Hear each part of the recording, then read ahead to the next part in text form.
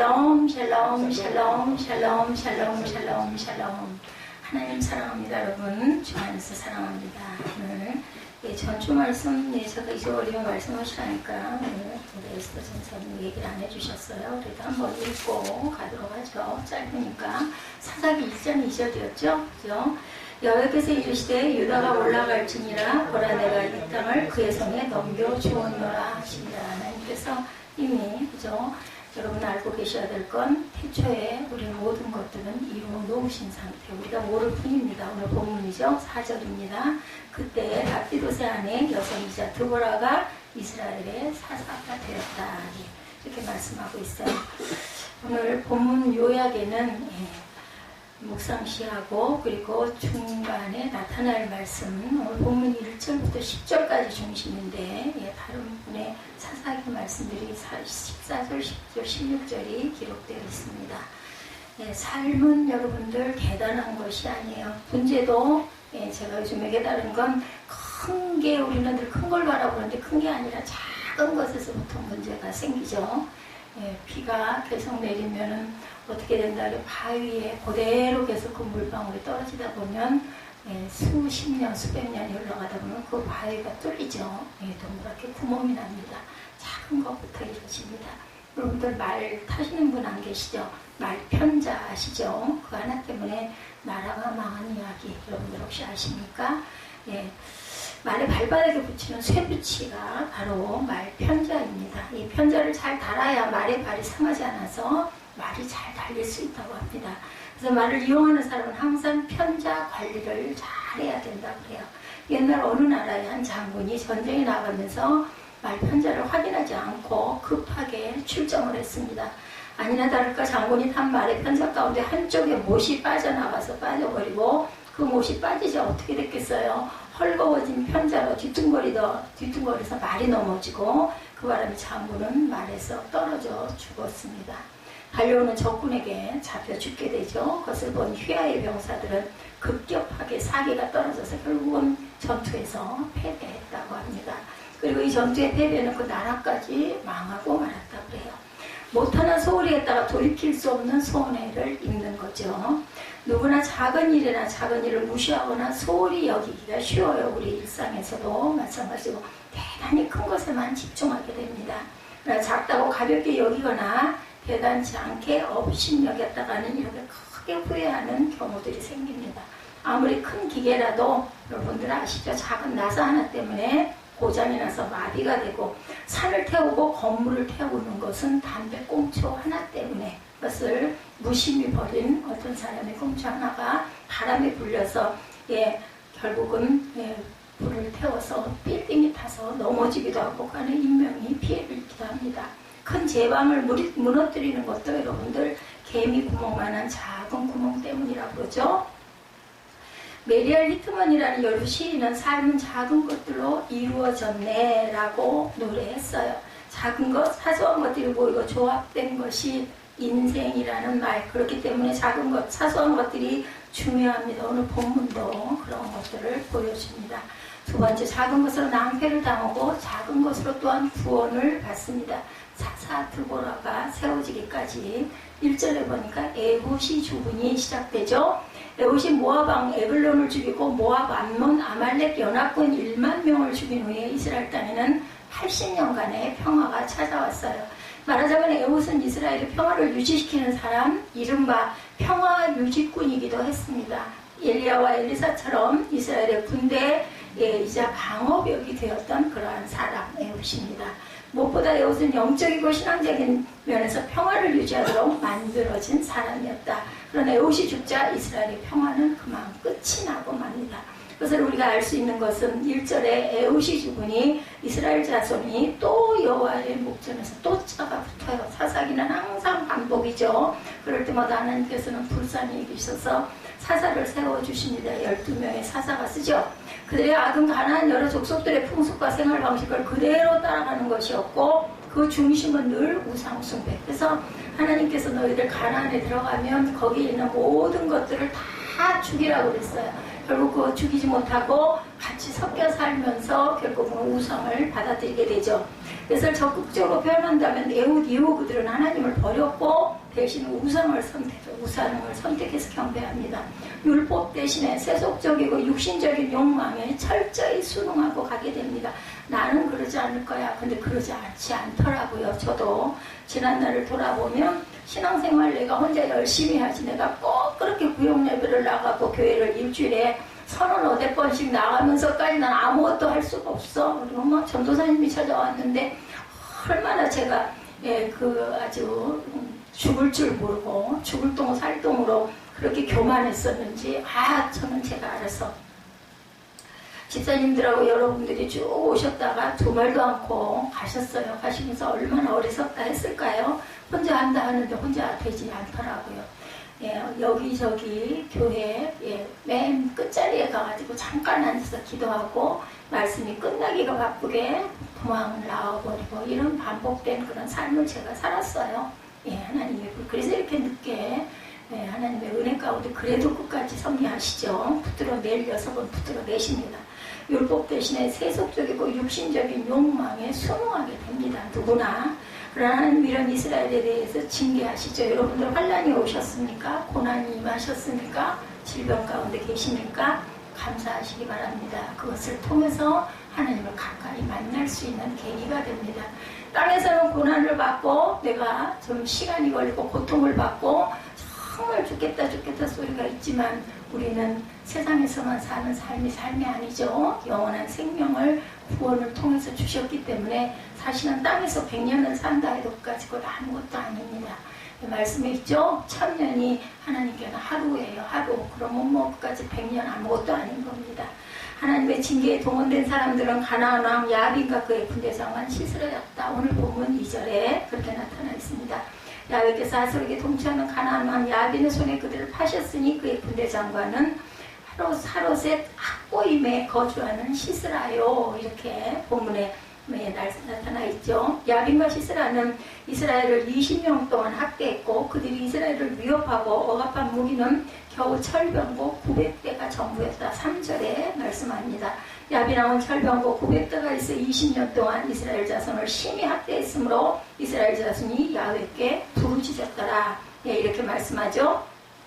자, 여기서 주목할 것은 하솔에서 통치하는 가나안 왕 야빈이라는 표현. 하솔, 지금 여러분이 하솔이라는 곳은 이집트의 파피루스와 아마르나 서편에서 나오는 고대 도시입니다. 아주 오래된 도시, 고대 도시예요. 그런데 중요한 것은 이 하솔이 갈릴리 호수 위쪽에 있고 이스라엘의 지경 안에 있는 도시라는 점이 중요합니다. 그것은 납달리 지파의 땅이었습니다. 거기다 이 하솔을 근거로 삼고 있던 가나안 왕 야빈은 이미 여호수아 시대에 이스라엘에게 패배했었고 그때 하솔 성은 불태워졌다. 여호수아 11장에 증거합니다. 그 시까지 제거되고 그리고 그렇게 할 만큼 사라진 줄 알았던 족속인데 그 족속에게 이스라엘이 노예가 되었다라는 뜻이에요. 하나님은 이스라엘이 범죄하자 다 사라져 없어진 것 같은 적은 무리에게 오늘 제목이 작은 것의 힘이에요. 적은 무리에게 그것도 자신들의 군대도 무기도 충분하지 않아서 이방 사병인 시스라를 고용해서 족속에게 학대를 받게 하셨어요. 거기다가 야빈 왕과 시스라는 멀리 떨어져 있었고 또 철병고 900대로 이스라엘 전 지역을 통치하게 됩니다. 왜냐하면 저 위쪽에 헐몬산 근처, 그 헐몬의 이슬이라 여러분들 아시죠? 이 이슬이 내리지를 않으면은 밥을 먹고 살 수가 없는 이스라엘입니다. 헐몬의 이슬이 내리기 때문에 열매가 맺고 곡식이 열매를 맺어서 아주 이슬이 중요합니다. 이스라엘에는 지중해 연안까지 이스라엘 지역을 철병고 900대로 통치할 수가 없었고 거기다 대부분 산악지대이기 때문에 철병고가 무용지물이겠죠. 산악지대를 철병고가 어떻게 가겠어요. 근데도 이스라엘은 학대를 받고 있었어요. 기적이죠. 학대받는 것도 사실은. 그것은 무엇을 말하느냐. 이스라엘은 종이 호랑이 같은 하솔의 가나안 족속과 턱없이 모자란 철병고 900대에 짓눌려서 몇 년을 20년을 학대당할 만큼 무기력한 사람들이 되고 말았어요. 우상숭배를 하면 뭘 달라고 그랬을까요? 밥 달라고 그랬겠죠? 돈 달라고 그랬겠죠? 하나님 은혜 사모는 없어져 버렸습니다. 그것도 자기 지경 한가운데서 머리카락 잘린 삼손이 아무런 힘도 쓰지 못한 것과 똑같은 상태가 되어 있습니다. 여러분들 잘 사는 거 너무 부러워하지 마세요. 땅이 다가 아니라는 거 다시 기억하시기 바랍니다. 하나님의 백성이 하나님을 떠나면 얼마나 무기력해지는지 제가 아까 제 얘기했죠. 얼마나 비참해지는지 얼마나 열등해지는지를 보여줍니다. 그러므로 하나님께 가까이 함이 여러분의 힘이라는 것. 그래서 질병을 통해서 가난을 통해서 고난을 통해서 우리가 하나님께 부르짖을 때 뭐라 그랬어요? 내가 너에게 응답하겠고 내가 알지 못하는 크고 비밀한 것을 내가 네게 보이리라 했어요. 뭐라면 부르짖으면 가만히 있는데 주시지는 않아요. 그러면 하나님의 정해진 뜻이 있으니까 뭐 나는 결국은 하나님이 구원하셨고 구원하실 것이고 내가 세상에서 편하게 잘 살아도 못되게 살아도 하나님이 나중에는 어떻게든지 나를 분명히 하나님 계획대로 나를 끌고 가시겠지라고 생각하실 것 같은데 여러분들 하나님께서 태초에 지으실 때부터 여러분들에게 선택의 의지를 주셨어요. 선택하지 않으면 결국은 누가 끌어가요? 이 세상은 사단의 세상입니다. 사단에 끌어가고 거기에 밥이 되고 노예가 돼서 결국은 사망합니다.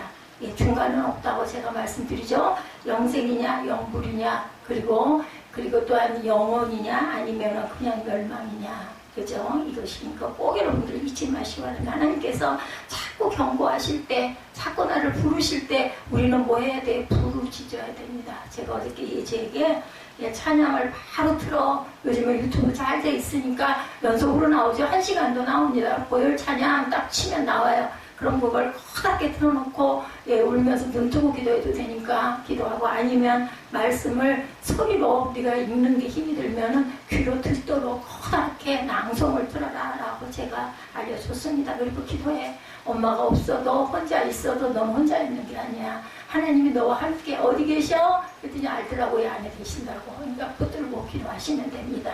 오늘 본문에 야빈 왕은 그죠? 20년 동안 이스라엘 자손을 심히 학대했다. 3절에 그렇게 나타나 있죠. 무거운 것으로 짓눌렀다라는 뜻입니다. 포도주 틀에 포도 알갱이를 가져놓고 그것을 짓밟아 으깨어서 포도즙을 짜낼 때 이 말을 쓴다고 그래요. 짓눌렀더라 라고 얘기합니다. 이 시대에 보면은 그저 너무 이방 민족들이 찾아오고 아주 급습을 많이 해가지고 어떻게 했어요? 포도주 틀 안에서 타작을 하는 그런 것들이 구약에 여러 군데 등장을 합니다.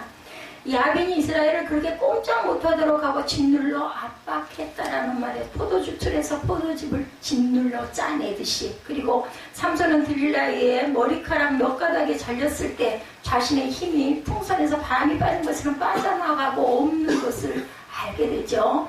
근데 이스라엘은 거기 사라진 것이나 다름없던 작고 약한 민족에게 이렇게 지배를 받고 또 그것이 너무 심한 학대였음에도 불구하고 자신들의 비참한 현실을 깨닫지 못하고 몇 년을 20년을 지냈다라는 거예요. 20년 깁니다. 고난의 세월일 때는요. 한 달도 깁니다. 열흘도 엄청 깁니다. 네, 살아있지 않은 그러한 몸이 되어서 살아있는 20년 어땠을까요? 거기다 20년이 행복해서 시간 가는 줄 모르는 20년이 아니에요. 아프고 고통스러울 때는요. 얼마나 시간이 안 가는지 몰라요. 예, 저는 늘 새벽녘에 계속 깨어있다 보니까 뭐 잘 갑니다. 예, 나름대로 하나님이 은혜를 주셔서 마음의 기쁨을 가지고 평강을 이루면서 잘 가는데 어떨 때는 정말 잠이 안 올 때는 아주 몸부림이 나요. 시간이 안 가는 거죠. 어렵습니다. 아킬레스건이 끊어져서 병원에 갔던 어떤 환자의 이야기예요. 병실에 없다면서 내일 오전에 오세요. 뭐 요즘에 코로나19 때문에 병원 사정이 굉장히 빡빡하죠. 제대로 걷지 못하고 움직이지 못하고 씻지도 먹지도 못한 채 다음날 오전까지 보내는 시간이 곧 지옥이었다. 이렇게 이야기를 하더라는 거죠.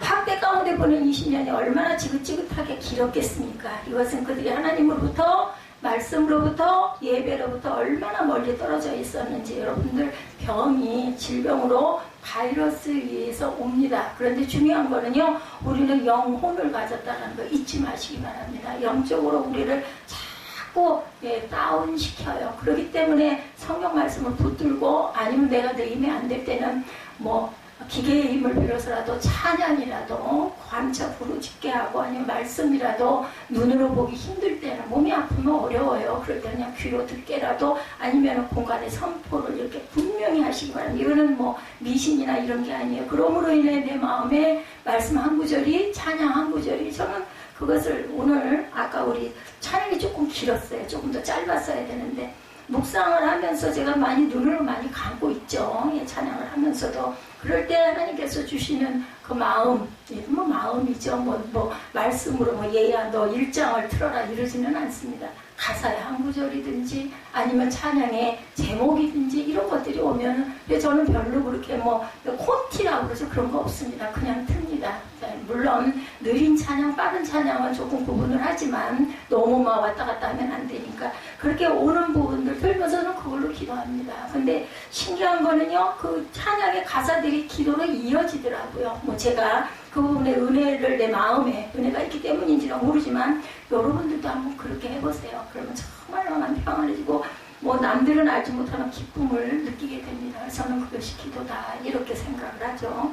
예, 시편 말씀이 어제도 얘기를 했지만 시편 전체가 다 곡조가 있는 그런 시편이었어요. 그 곡조들로 연결이 돼서 다윗도 늘 다윗이 음악가 대단한 훌륭한 음악가죠. 궁전 악대를 다 그때 이렇게 보면은 정리했다 이렇게 나왔어요. 다윗 때. 아마 다윗도 그런 아마 기쁨 속에서 시를 많이 짓지 않았을까. 솔로몬도 마찬가지고요. 방성대곡 여러분들 아시죠? 예, 부르짖는다는 말 큰 소리로 외친다. 방성대곡한다. 그래서 우리 통성기도 필요합니다. 조용히 묵상해서 깊이 기도할 수 있지만 때로는 통성기도 그렇게 깊이 묵상하는 게 아무나 되지는 않아요. 더 졸렵죠. 아니면 이런저런 생각이 떠오르죠. 예, 세상적인 내가 해야 할 일, 아니 내가 못한 거, 이런 게 자꾸 생각나다 보면 기도 못하게 됩니다. 그렇기 때문에 우리는 특별히 혼자 있을 때는 통성으로 그냥 큰 소리로 기도하는 게 필요해요. 그러다 아마 그 안에 빠져 들어갈 때는 그다음에 작게 기도해도 되고, 그 다음에 묵상으로 해도 되지만 시작은 통성이 좋다라고 저는 개인적으로 생각합니다. 큰 소리로 절망지옥으로 부르짖었다. 하나님은 그의 처절한 부르짖음에 응답하셨어요. 여사사 드보라의 이야기죠. 오늘 어떻게 응답하셨어요? 누구를 통해서? 하나님은 랍비도세 아내 여선이자 드보라를 사사로 세우는 역사가 일어납니다. 이 아내예요, 아내. 예, 드보라는 주부이기도 합니다. 그리고 아내인 여자, 결혼한 여자입니다. 그 시대에 이런 여자들 사람 집에 끼지도 못했던 이런 작은 자 드보라를 선택하셔서 사사로 세우시죠. 근데 하나님께서 왜 드보라를 사사로 세우셨는지에 대해서 주목해야 됩니다. 드보라가 여성이기 때문에 세우셨다. 여러분들 중요한 거는 메모를 좀 하세요. 그러면 안 보더라도 읽으면서 또 은혜가 있고 쓰면서 기억을 한 번 더 하게 됩니다. 여성들에게 대단히 죄송하지만 예수가 안 들어왔다면 우리나라 여건이 이렇게 빨리 신청되지 않았을 거라고 저는 생각을 합니다. 예, 사사시대보다 천여년 뒤인 예수님 시대에도 여성은 수에도 쳐주지 않았어요. 예수님이 오셨을 그 당시에도, 그죠? 근데도 예수님은 여성들을 참 많이 등용을 하시고 인정을 많이 하셨죠. 유대사회뿐 아니라 대부분의 고대사회에서 여성은 사람이 아니었어요. 숫자에도 안 들어가요. 오병이어의 기적이 일어날 때도 그렇고, 여인은 숫자에 안 넣어. 2만 명 하면은요, 장정 2만 명이에요. 여자나 애는 끼어 들어가지도 못합니다. 그런데 하나님은 드보라라는 여성을 이스라엘의 왕, 선지자, 제사장의 개념을 모두 포함한 사사로 세우셨다는 것이 중요합니다. 작은 자입니다. 여기에는 역설적인 진리가 숨어 있습니다. 신앙과 삶의 중심이 되어야 할 남성들이 가정과 나라를 바로 세우지 못하고 타락한 것에 대한 하나님의 역설적인 징계가 여자를 사사로 세우신 사건이다라고 기억하시면 별로 틀리지 않을 겁니다. 두 번째는 거의 소멸되는 하솔의 가나안인들이 이스라엘을 학대한 것처럼 없는 것처럼 여겨지던 여성이라도 하나님이 세우시고 그에게 성령의 기름을 부으시면 구원자가 될 수 있다라는 것을 보여줍니다. 우리는 모두 다 왕 같은 제사장들입니다. 그래서 그죠? 세속적이고 육신적인 하찮은 것들을 가까이 하면 나의 전부를 잃지만 나의 아주 작은 것이라도 하나님께 드리면 놀라운 역사가, 여러분들 아시죠? 오병이어의 기적 아실 거예요. 그죠? 작은 도시락 하나가 많은 인원을 먹이고도 12광주리가 남는 그런 역사가 일어납니다. 랍비도시라는 사람의 부인인 드보라는 원래 여선지자였고, 4절에 보시면 드보라는 여선지자로 있다가 사사로 세움받은 것으로 알려져 있어요. 4절. 그때 랍비도세 아내 여선지자 드보라가 이스라엘의 사사가 되었는데, 5절 그는 에브라임 산지 라마와 베델 사이 드보라의 종려나무 아래 거주하였고, 여기 나무 이름이 드보라의 종려나무예요. 이스라엘 자손은 그에게 나가 재판을 받더라. 아마 드보라가 이 종려나무 아래서 재판을 하기도 하고 기도도 했겠죠. 그러니까 드보라의 종려나무다 이렇게 쓰여 있습니다. 라피도시라는 사람의 부인인 드보라는 원래 여선지자였다. 그죠? 이것은 이후 이스라엘 하나님을 떠났고 말씀을 버렸고 예배를 떠났다라는 것을 말씀하고 있습니다. 야빈과 시스라에게 학대를 받고 그 시기에 이미 선지자로 활동하고 있었다. 선지자가 섰다라는 것은요, 가냐 엉망진창이 되어 있어요. 내가 하나님이 되어 있는 그러한 삶이기 때문에, 우상의 판을 치는 삶이기 때문에 마치 사무엘상 2장에 나오는 엘리 제사장 시대와 같다라고 보시면 됩니다. 영적인 암흑기 그런 시대에 드보라가 선지자로 외칩니다. 너희는 어떻게 해라 하고 외치는 거죠. 하나님 말씀도 다 버린 시대, 어느 누구도 하나님과 말씀에 관심을 기울이지 않던 그 시대에 드보라는 하나님의 말씀을 받아 전하는 사람이 되죠. 이런 점에서 드보라는 어두운 시대를 밝히는 빛이었습니다. 작은 빛. 그죠? 아마도 바로 이 점이 드보라가 사자로 부름받았던 이유였을 것입니다. 즉 드보라는 모두가 잠들어 있을 때 깨어있는 사람이었고, 어두운 시대의 말씀의 등불을 켠 사람이었고, 말씀으로 백성들을 깨우려 한 사람이었기 때문에 여성임에도 불구하고 사사로 세움을 받았다라는 거죠. 드보라가 사사로 세움을 받으면 첫 사역이 5절이죠. 에브라임 산지 라마 베델 사이 드보라의 종려나무 아래 거주하였고, 첫 번째 사역이 재판을 하였다. 재판관이기도 판관이기도 했다라는 거죠. 베델과 라마 사이, 베델과 라무 사이에는 지도를 보시면 막마스나 그 어딘가로 보이는 곳에 거주하고 있었다. 저는 참 지도에 약합니다. 종려나무 아래 드보라, 그 단어. 여기서 드보라가 종려나무 아래 거주하다 혹 앉았다라는 말은 통치자에게 적용되는, 원어상으로 보면 통치자에게 적용되는 언어입니다. 드보라가 통치자인 사사로 사역했고, 그 역사의 구체적인 내용은 백성을 재판하는 재판관이었다. 이 재판이야말로 사사판관이라는 이름에 적합한 사역이었습니다. 여성의 섬세함, 즉 치밀함이겠죠. 그는 가나안의 학대를 물리치는 큰 일을 해야 했지만 기본적인 문제, 백성들의 현실의 고통과 부르짖음을 해결하는데 우선했다라는 겁니다. 작은 일을 했습니다. 보통 그냥 백성들의 고통을 들어주는 그러한 일을 시작했다. 이것은 드보라가 사사로 기본적인 사역을 소홀히 하지 않았다. 나아가 드보라가 재판을 한 것은 단순히 백성들 간의 소송사건을 판결하는 법관의 기능을 말하는 것만은 아니었습니다. 그것은 그 문제된 이스라엘 전체된 것을 향한 하나님의 거룩한 뜻이 어디에 있는가를 묻는 일도 포함되어 있죠. 그 결과 드보라는 6절에 보면 드보라가 사람을 보내어 아비노함의 아들 바락을 납달리 게데스에 불러다가 그에게 이르되 이스라엘 하나님 여호와께서 이같이 명령하지 아니하셨느냐. 거꾸로 물어보죠. 너는 납달리 자손과 스불론 자손 10,000명을 거느리고 다볼산으로 가라. 하나님께서 드보라의 전쟁을 도울 조력자로 누구를? 바락을 선택을 하신 부분입니다. 바락은 납달리 지파 사람이었고 하솔과 야빈에게 가장 큰 고통을 당하던 지역의 사람이었어요. 아마도 바락은 납달리 지파의 지도자 중 한 사람이거나 하솔은 야빈에게 맞서 항거하던 사람 중 아마 하나였을 것입니다. 그런 그를 라마와 베델 사이, 즉 자신이 있는 곳으로 부른 다음에 다볼산으로 가라라고 명령하죠. 납달리 지파의 다볼산과의 관계를 봅니다. 다볼산은 해발 580m의 그리 높지 않은 산, 이스라엘은 높은 산이 없어요. 그죠? 납달리 지파, 스불론 지파, 이사갈 지파의 경계에 위치했다라는 거죠. 따라서 세 지파의 군사들을 불러 모으기에 좋았고 무엇보다도 고대지대에 있기 때문에 하솔과 시스라의 철병거가 접근하기 어려운 곳이었고 야빈과 시스라 군대를 내려다볼 수 있는 지점이었다. 그 다음은 내가 야빈의 군대장관 시스라와 그의 병거들과 그의 무리를 기성강으로 이끌어 내게 이르게 하고 그를 내 손에 넘겨주리라. 7절이죠. 하셨느니라. 하나님께서 그렇게 말씀하셨다라는 거예요. 기성강으로 이끌어서 내 손에 넘겨줄 것이다. 그러면 네가 이길 수 있지 않느냐. 분명히 이길 것이다 라는 거죠. 드보라는 바락을 부르신 분이 하나님이시고 그 전쟁을 맡아서 수행하라 하신 분도 하나님이시며 전쟁의 방법 역시도 하나님이 내리신 것임을 말하죠.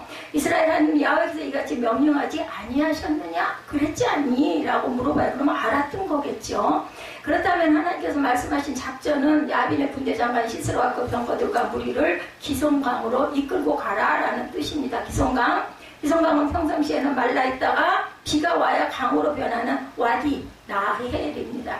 기볼산 서남쪽에 시작해서 스불론 납달리 이사갈 지역을 통과해서 지중해로 흘러가는 강입니다. 그리고 이 기성강가에는 넓은 들이 있어서 철병거를 유인하기에 좋은 위치입니다. 결국 이 작전은 가나안의 철병거를 유인해서 기성강의 급류를 전략적으로 이용하겠다. 홍해 바다도 그렇게 해서 갈라졌죠. 예, 그 과학적으로 보면 그 시간대가 강이 갈라질 수 있는 시간대라고 합니다. 즉 메말라 있던 강에다 폭우를 내리시고 그 일대를 범람케 함으로 마른 평야지대에서만 힘을 발휘할 수 있는 야빈의 철병거가 제대로 힘을 쓰지 못하게 만드시는 하나님의 전략입니다. 사사기 5장 20절과 21절에도 증거합니다.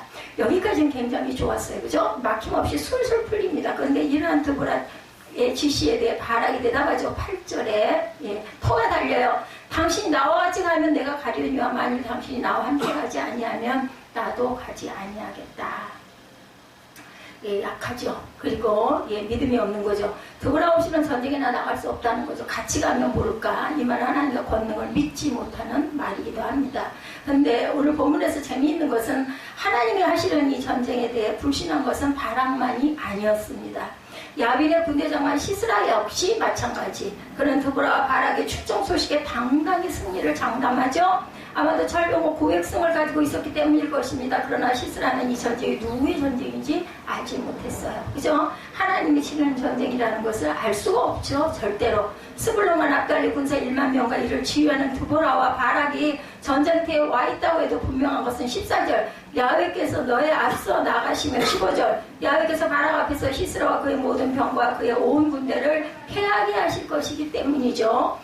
시스라가 이 전투를 비웃고 무시하는 것 당연합니다. 5장 8절 말씀에 창과 방패도 없이 전쟁하겠다고 나선 이스라엘 군사들이었기 때문에 눈으로 볼 때는 당연히 철병거 800대 900대면 얼마나 대단합니까? 그러니까 내가 이길 것이다 할 수밖에 없죠. 이스라엘이 기성강 주변에 군대를 배치하는 것은 전략적으로 큰 실수였습니다. 그 주변은 넓은 평야지달에서 병거가 그죠? 진영을 초토화시킬 수 있었기 때문이죠. 아무튼 이 전쟁은 누가 봐도 이스라엘이 패배할 수밖에 없는 상황. 그리고 그것은 결코 당연히 틀리지 않습니다. 하나님이라는 최고의 변수가 없다면 당연한 일이죠. 문제는 이스라엘의 군대장관인 바락이 이와 똑같은 생각을 하고 있었다는 것이 바로 문제라는 것 여러분들 잊지 마시기 바랍니다. 이런 바락의 불신에 대해서 하나님께서 책망하시죠. 9절에 내가 반드시 너와 함께하리라. 그러나 내가 이번에 가는 길에는 영광을 얻지 못하리니. 뭐 했기 때문에? 불순종했기 때문에. 전쟁의 승리가 군대를 이끌고 전쟁을 지휘한 바락에게로 돌아가지 못할 것임을 여기서 말씀하죠. 그래서 드보라는 내가 반드시 너와 함께 가리라 이렇게 말합니다. 그때야 바락이 스불론과 납달리를 게데스로 부르니 10,000명이 그를 따라 올라가고 드보라도 10절에 그와 함께 올라가니라. 하나님과 그의 약속이 아니라 드보라가 그 드보라를 사람을 의지했어요. 드보라 때문에 비로소 작전을 강행합니다. 작은 것으로 큰 것을 만들 줄 알아야 되겠죠? 말씀이 끝납니다. 축복의 언어라는 책에 다음과 같은 이야기가 있습니다. 뉴욕타임즈의 한 기자에 대해 배우 마리릴 먼로를 인터뷰했어요. 기자는 먼로가 어린 시절에 입양되어 이집 저 집을 떠돈 사실을 알고 있었습니다. 그래서 묻습니다. 당신이 입양아가 되어 함께 살았던 가족 중에 누군가에게 사랑받고 있다는 생각을 해본 적이 있나요? 하고 물어요. 그러자 그녀는 대답합니다. 딱 한 번, 그때가 7살, 8살 때였을 겁니다. 함께 살던 아주머니가 화장을 하고 있었는데 기분이 상당히 좋았나 봐요. 나는 신기한 눈으로 화장하는 모습을 지켜보고 있었죠. 그러자 아주머니는 내 양쪽 뺨을 두드리면서 파우더를 바르고 립스틱을 발라주었어요. 바로 그때 나는 처음으로 내가 사랑받고 있다는 느낌을 받았어요. 그러면서 마리릴 먼로는 눈물을 흘렸다고 합니다. 오래전에 있었던 몇 초간 아주 짧은 일 그리고 아주 사소한 일이 그녀에게 지울 수 없는 사랑의 기억을 남긴 것. 여러분들 큰 것이 큰 경험을 하게 하지 않아요. 이 얼굴 볼터치 해주고 립스틱 발라준 사건 때문에 마리릴 먼로는 대단한 영화배우가 됐다는 거예요. 힘과 긍지를 갖게 되죠. 작은 것 사소한 일이 그만큼 중요하다는 것. 여러분들 가정의 행복도 사소한 일과 말 한마디의 실수 때문에 산산조각이 날 수도 있다는 것을 잊지 않는 저와 여러분이 되시기를 주님의 이름으로 축복합니다. 오늘 말씀의 뜻을 아시겠죠? 제가 잠깐 한 5분 동안 4장 전체 중요한 구절을 알려드리도록 합니다. 야훼께 부르짖었더라 3절에 가나안 왕 야빈이 이스라엘 이스라엘 백성을 20년 동안 심히 학대함으로 이스라엘 백성들이 야훼께 부르짖는 장면이에요. 오늘 본문이. 하나님은 이스라엘 백성들이 악을 행할 때마다 이방 나라의 손에 넘겨서 고통을 받게 하십니다. 자신의 죄를 깨닫고 부르짖을 때마다 한 사사를 새로 구원하여 주셨다는 거죠. 이것이 사사 시대의 역사의 흐름이에요. 예, 열왕기상 8장 46절에서 52절에도 보면 그들이 주께 범죄함으로 주께서 그들에게 진노하사 그들을 적국에게 넘기심에 스스로 깨닫고 사로잡은 자의 땅에서 돌이켜 주께 간구하기를 주는 눈을 들어 종의 간구함과 주의 백성 이스라엘의 간구함을 보시고 주께 부르짖는 대로 들으시옵소서. 이런 구절이 나와요. 계속 하나님께 부르짖죠. 여선지자 사사에 대해서 나오죠. 4장 4절에 성경에서 드보라와 같은 여선지자는 모세의 누이두고 미리암과 훌다가 있다라는 것. 그리고 하나님께서 이스라엘 백성을 대적의 손에서 구원하기 위해 세우신 자 사사입니다. 그러나 모세나 여호수아처럼 이스라엘 전체를 다스리는 지도자는 아니었고 자신의 지역을 중심으로 활동하였기 때문에 사사들의 연대는 서로 중복되기도 한다는 것. 사사는 대사사 6명, 소사사 6명으로 구성되어 있습니다. 신앙을 하시는 분들에게 도움되라고 말씀을 드리는 걸 잘 아시겠지만 그에게 나아가 재판을 받더라. 5절이죠. 사사는 전쟁 시에 군대를 인솔하여 자기 민족을 구원자 역할을 담당했지만 평상시에는 백성의 송사를 맡아 하나님의 율례와 법대로 따라 백성을 재판합니다. 그래서 드보라 나무가 있죠. 따라서 재판은 그 당시 사사의 주요 임무 중에 하나였다라는 것. 무엇으로 재판을 했어요? 출애굽기 18장 20절에서 22절에 보면 그들에게 율례와 법도를 가르쳐서 그들이 때를 따라 백성을 재판하게 하라 말씀하고 계십니다. 에스라 7장 25절에도 하나님의 율법을 아는 자를 법관과 재판관으로 삼아 재판하게 하고 나타납니다. 잠언 16장 10절에도 하나님의 말씀이 왕의 입술에 있은즉 재판할 때 그의 입이 그르치지 아니하리라 증거합니다. 열왕기상 3장 9절에도 누가 주의 이 많은 백성을 재판할 수 있사오리까 듣는 마음을 종에게 주사 주의 백성을 재판하여 선악을 분별하게 하여옵소서. 누가? 솔로몬이. 재판은 율법으로 선악을 분별해 주는 것이었어요. 사사들의 특징 보면 온니엘 있었죠. 첫 사사 갈렙의 조카 40년간 평온케 하죠. 에훗 베냐민 왼손잡이에요. 왼손잡이. 그 시대의 왼손잡이라고 그러면 지금으로 보면 장애자입니다. 에룰로를 암살하고 80년간 평온한 세상을 펼칩니다.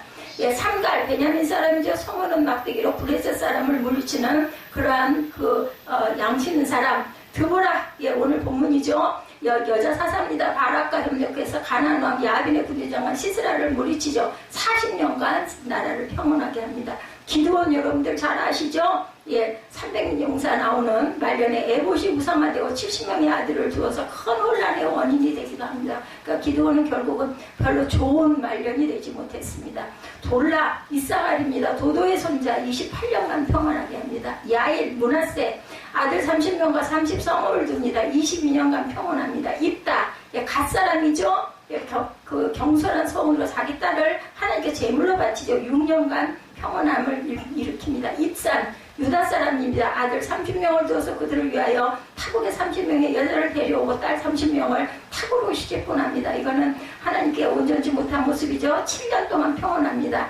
엘론, 스불론 사람입니다. 10년간 평온하게 합니다. 압돈, 에브라임 사람, 아들 40명과 손자 30명. 삼손, 예, 다한 사람이죠. 나시게 들릴라의 유혹에 머리카락을 잘리죠. 죽을 때 수많은 블레셋을 같이 죽음을 성전과 함께 무너지죠. 20년 동안 평온케 합니다. 사사에 대해서 대강 여러분들 아시겠죠? 12명의 사사에 대해서 잠깐 말씀 나눴습니다. 결단하시고 축도로 예배를 마치도록 하겠습니다.